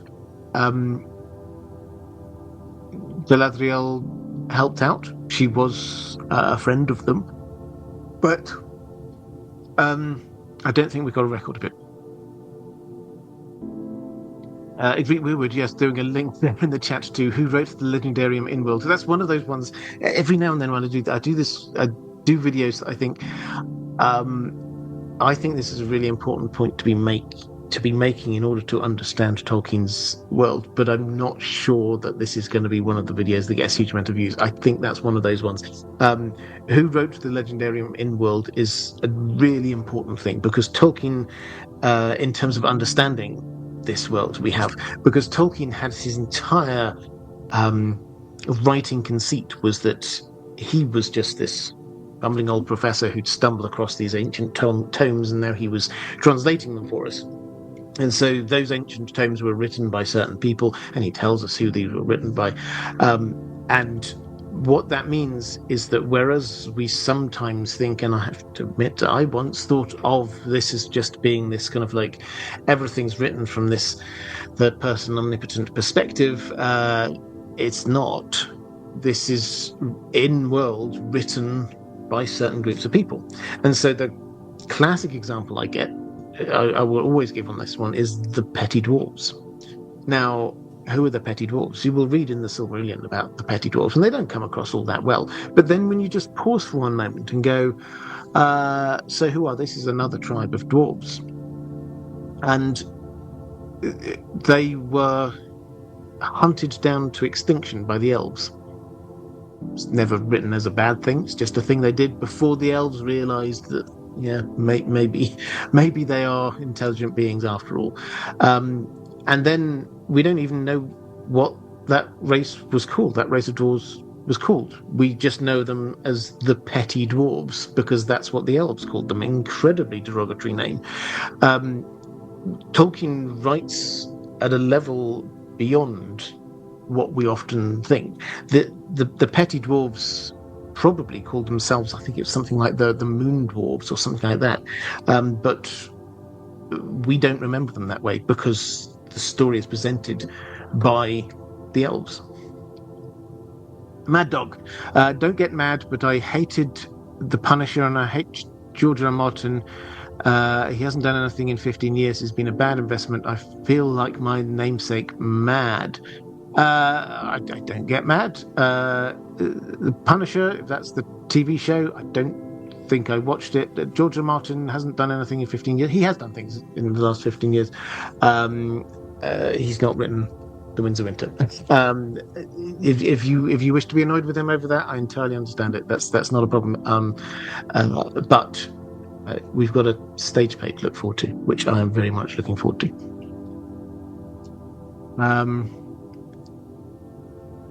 Let's go to James Perkins saying, we see elven civilization take a number of different forms over the years in Arda, from the subterranean the Thousand Halls of Menegroth to the much more traditionally styled secret-walled city of Gondolin. While there can be no doubt that the Third Age elven cities pale in comparison to their First Age counterparts, it would seem that most of them reflected some form of elven civilization from the past. Thranduil's woodland realm, very similar to Thingol's aforementioned Menegroth. We were talking about this a moment ago. Círdan has been fairly consistent with his various havens over the millennia, and even Elrond and the Last Homely House are reminiscent of some of the standalone elven holdouts like Minas Tirith, the first Minas Tirith. Lothlórien stands apart, however, as a completely different kind of elven settlement. The forest seems not just inseparable from the city, but completely dominant over it, with very few of the standard hallmarks of other civilizations the elves construct at any other point in their history. Why do you think the land of Lothlórien is so different? Who built it the way it is now? Was this Galadriel's vision, Celeborn's? It is certainly the most unique civilization we encounter throughout the entire saga, and it has an undeniable sense of separation from all the other elven lands. So I've read that one out in full, partly because I thought it was well written, but also because I think a lot of this we picked up in what we've been talking about before. What I will say, though, is it is different when we're talking about a civilization that is reminiscent of earlier.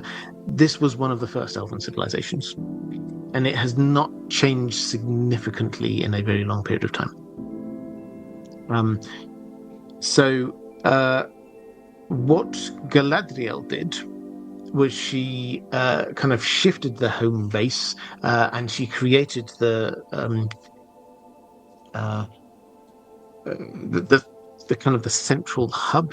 It's city's the wrong way of saying this, because it's not, and it's never really described as being like a town or anything. It's just like, where is the heart of the forest? And they sleep on flets, like wooden platforms.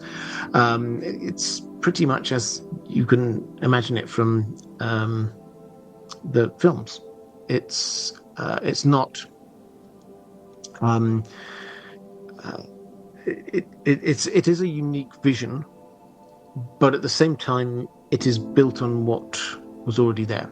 This would not have been a completely new and crazy thing for these elves.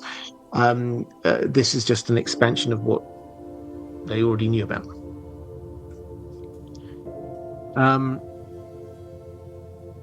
Renebe Mitra saying, "Salutations, Robert and Dan the dog. In Unfinished Tales, it is said that when Steward Kirion of Gondor first requested aid from the Aotheod up north, King Eol's journey was aided by Galadriel, with her using Nenya to send a white mist that kept the forces of Dol Guldur at bay as the Aotheod crossed the Vales of the Anduin. This aid helped the Rohirrim eventually help Gondor and be gifted the lands of Rohan. Why did she decide to aid them? Can it be down to her foresight? Or do you speculate something greater at play during this specific period of the Third Age, such that Galadriel explicitly decided to intervene?" So, foresight, I think, is the most straightforward answer to this. Yes, you picked up on a thing that happened that, I think it was in Unfinished Tales. It's a sort of a casual mention Tolkien kind of drops in there. Galadriel's foresight is quite common to a lot of the elves. So I don't think a lot of the wise, it has to be said. You can see people like Glorfindel, Círdan, Elrond. They all have some kind of foresight to them. So it's not that Galadriel is unique in this. However, she is the most powerful elf left. This is something Tolkien says, the most powerful elf left in the Third Age. So her powers of foresight are bigger and better than those of others.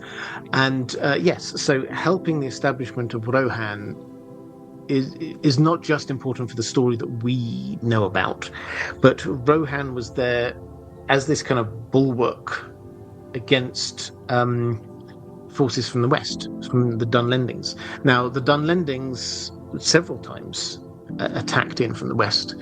If the Rohirrim hadn't been there, that whole area used to be a part of wider Gondor. If they hadn't come in, then the Dunlendings would have pushed into what we now know as Rohan and been an enemy on the western border of Gondor. That almost certainly will have had to distract some of Gondor's attention away from the job that they were supposed to be doing. Weren't always doing it particularly well, but they were supposed to be keeping an eye on Mordor. And that will have had a number of negative impacts through the years. Maybe Sauron could have grown even stronger quicker. Maybe the Witch King could have pushed in and done more bad stuff sooner as well. It's hard to say. All of these kind of like what ifs.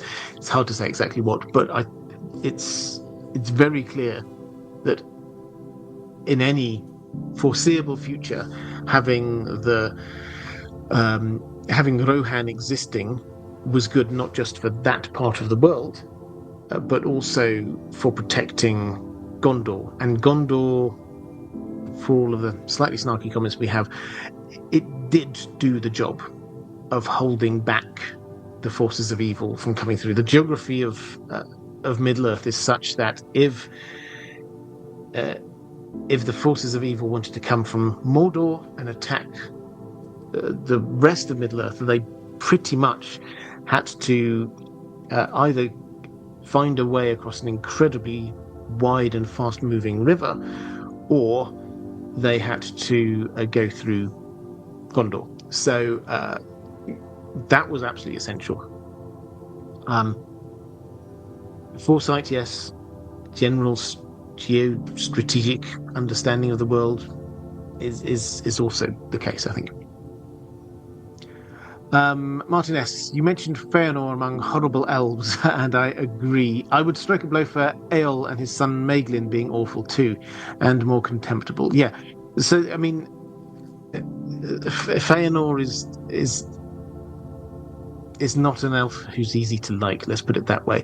And Tolkien very much makes it clear that the oath that he makes his sons swear to leads to, I probably said horrible things.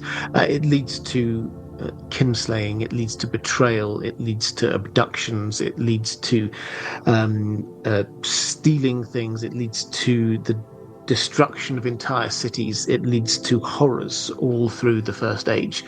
And these are perpetrated by elves, often against other elves.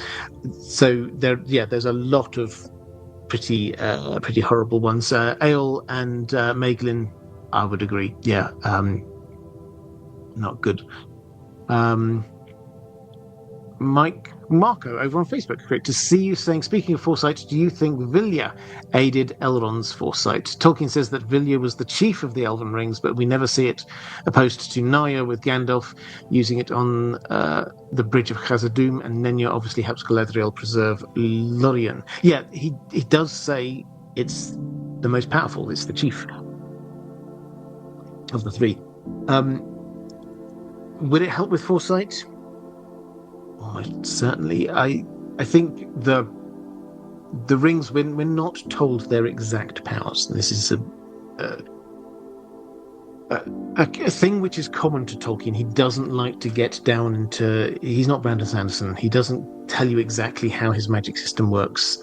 He shows us, so we can see Gandalf's ring.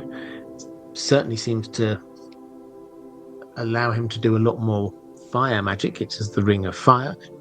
That's his favorite kind of magic, it would appear. He's always there, lighting fires, throwing fiery pine cones, doing fireworks, like low-level fire magic, but fire magic is his go-to.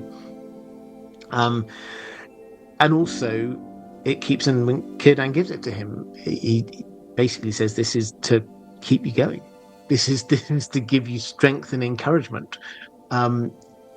Because of the preserving effect of it.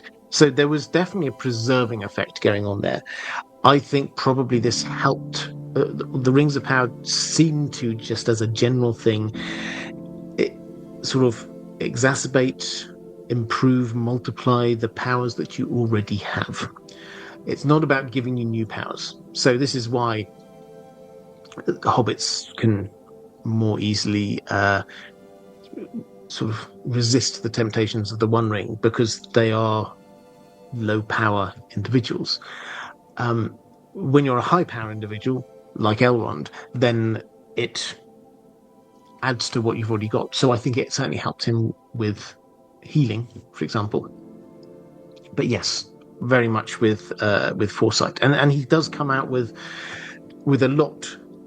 His when he's putting together the fellowship, and he does sort of come up with these, like, I see this is the time when, and he is a lot more eloquent than me, but he sort of says, this is the time for the halflings to shine, and that's a real bit of foresight. Most people would not have thought, we should give it to the hobbits.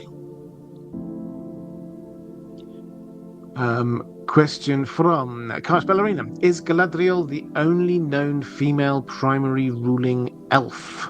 What happens to the elves of Lothlórien after they go to Aman? Are they given their own land? Can Galadriel still rule over them, or do they get subsumed into an existing kingdom? So in terms of female primary ruling elf, I mean, I think the answer is yes. We certainly get some pretty powerful female elves. But certainly in terms of primary ruling, then the ruling, the king, basically, in of the elves of the West, the line of Gil-galad backwards, that was all men. Then you get Elrond, who probably, if he wanted to, he could probably have claimed that title, being the king, but didn't. Obviously, we get Thranduil and his antecedents there in Mirkwood. Círdan's ruling his own little area. So the answer to the first question is yes, she is the only known female primary ruling elf. What happens to them after they get to Aman? Well, we don't know in as much as Tolkien doesn't give us an exact set of instructions about what happens, but all the implications are that the elves who were in Middle-earth and then go to the Undying Lands, they slot into the structures of the elves who are already there. By which we mean that there are high kings of the different the main 3 elven tribes there. Galadriel was ruling lands. This is one of the main reasons why she wanted to stay in Middle-earth, to be ruling lands in Middle-earth. And she must, when she passes the test, she must diminish and head west and remain Galadriel. So she's not going to become a queen or anything like that. She will head back and regain her former position back there. Now, we're not told the details, typical for Tolkien of this kind of thing, but yeah, they would go back and just sort of slot back in, because there's already ruling Noldor, and there's also a ruling High King of the Elves as well. Then it's not that she's going to turn up and then everyone will go, oh, let's carve out a little bit of extra land for Galadriel to be in charge of. She can rule us over here. No, she will just go back to the role that she had before.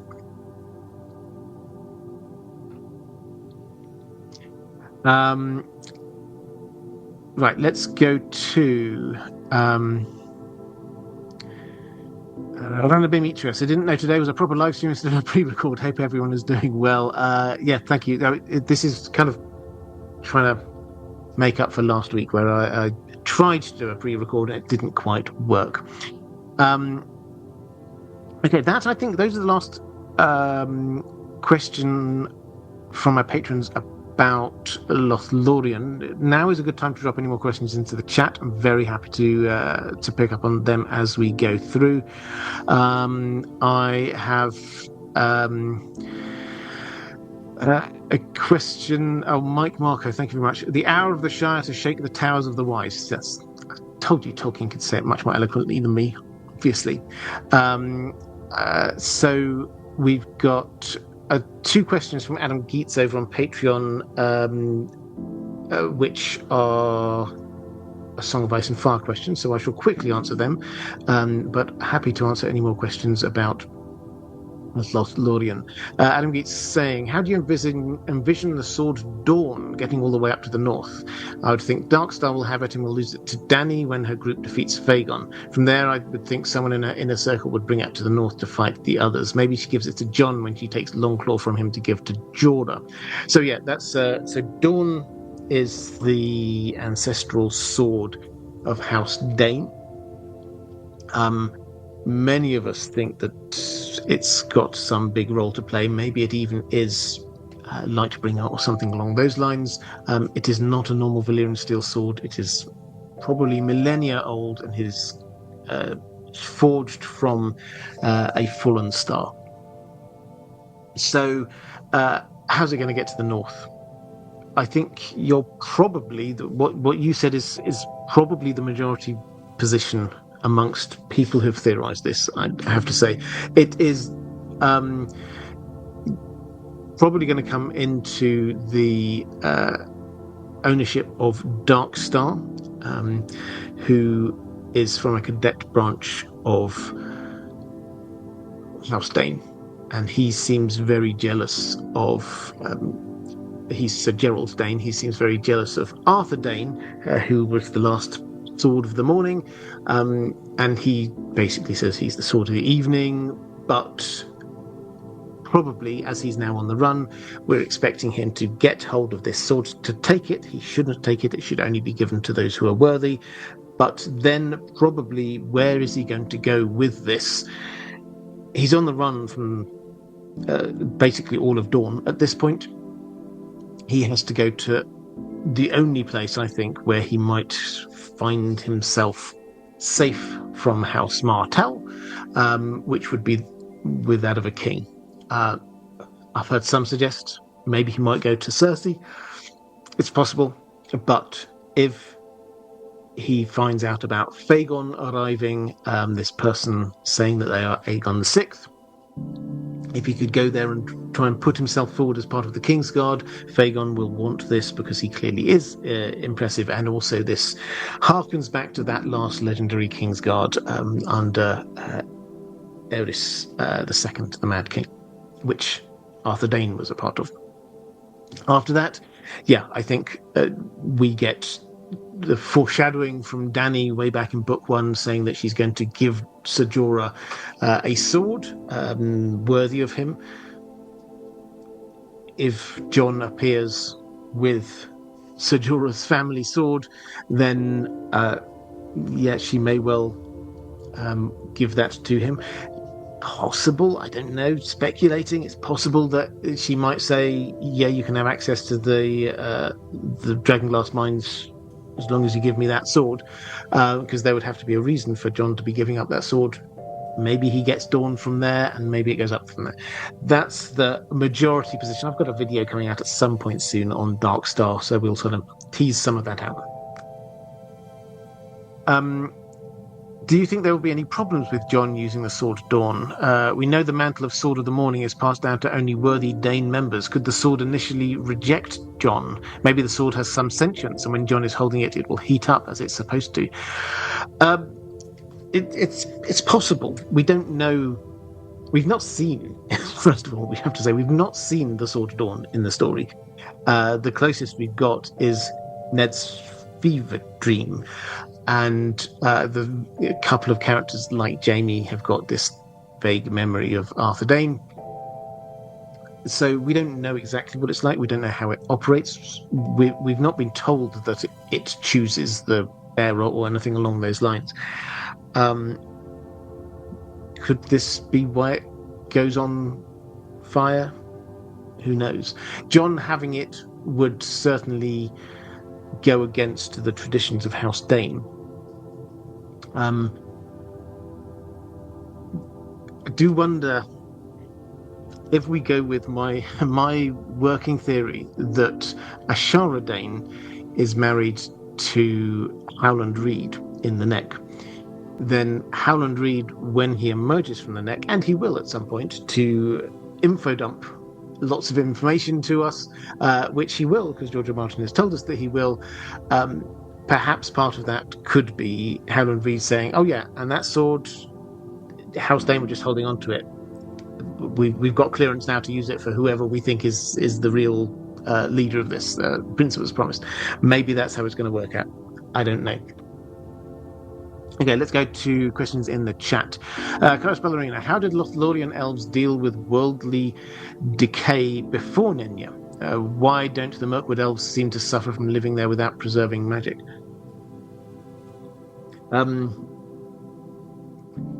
It's a good question. So, in the same way that the elves survived in Mirkwood, would probably be my answer. They lived a life which kept the outside world shut off. They obviously will have been wearied by the world and the constant death, growth, rebirth, whatever. All of that will have been having its toll, and one suspects that what will have happened is that, as with the other elves, drip, drip, drip, over time, more and more of them will have headed off west. It's only when Galadriel came in and actually kind of like stopped it that they probably would have not been heading that way. Why don't the Mirkwood elves seem to suffer from living there without preserving magic? Well, they do certainly seem to be suffering, in as much as if you had to pick an elvish community that is struggling, it would be the northern Mirkwood elves.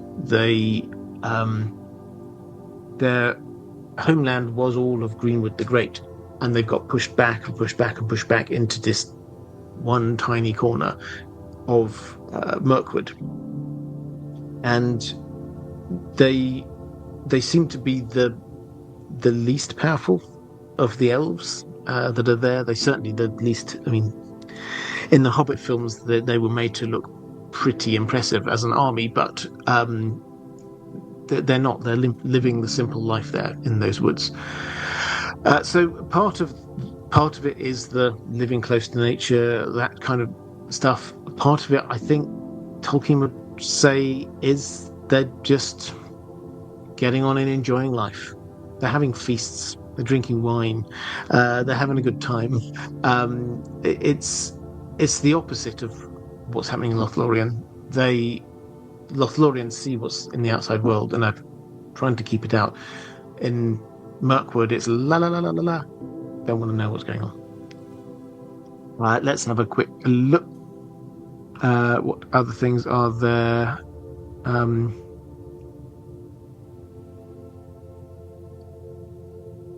And Demetrius saying, yeah, the king is suffering from PTSD and leading a lavish lifestyle to make up for. Yes, absolutely. So exactly what I was saying. Last Red Star is Galadriel related to the first king of the Noldor? Yes, she's basically part of the wider Noldorin royal family. So she's right up there. She was cousin to Fëanor. So yeah, those, and Fëanor was king of the Noldor, inherited from his father, who was the first of the kings of the Noldor. So yeah, she's part of the wider royal family.